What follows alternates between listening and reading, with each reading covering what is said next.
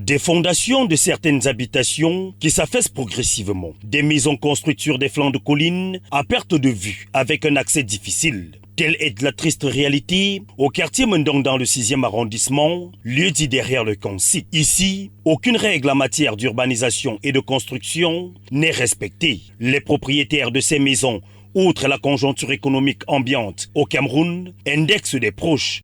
C'est la pauvreté parce que si on avait des moyens, on ne devait pas trouver des pentes, venir s'accrocher sur une pente. On n'a pas de moyens, puisque si on vient s'abriter sur une pente comme ça, c'est parce qu'on n'a pas de moyens. C'est notre tante qui est ici au quartier qui nous avait encouragé, qui a un terrain ici libre. Si nous avons de l'argent pour venir, on nous vend la petite parcelle ici qui est là. Bon, moi, ma première fois de voir le terrain, j'ai d'abord eu trop peur parce que c'est trop d'abord accidenté. Je n'ai pas aimé le lieu au début, non. Bon, avec le temps, je me suis habituée. Cet immeuble, à première vue, affiche fière allure, mais plus proche, sa position géographique donne des frayeurs. Sa fondation juste le ravin. D'ailleurs, des croix Saint-André y sont apposées depuis le 16 janvier 2024. Renouvelé le 23 avril 2024. Mais 7 mois plus tard, l'immeuble est toujours debout. La peur et la panique sont devenues le quotidien des habitants. Quand tu dors dans la maison, tu as toujours peur que le matin, la terre peut se crouler et t'entraîner avec la maison.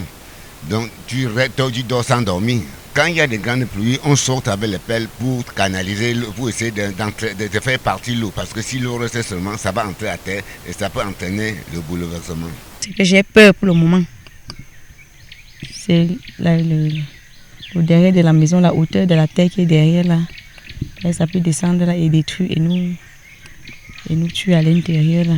Comment comprendre qu'au cours du conseil du cabinet du mois de mars 2024, le premier ministre chef du gouvernement Joseph Dion Ngouté instruit la finalisation de la cartographie des zones à risque sur l'étendue du territoire national et la poursuite de la sensibilisation des populations afin d'éviter de construire dans des zones dites non constructibles, mais des habitations continuent de sortir de terre comme des champignons au nez et à la barbe des autorités compétentes. Il est peut-être temps de passer de la parole aux actes pour éviter de nouvelles catastrophes naturelles meurtrières au Cameroun.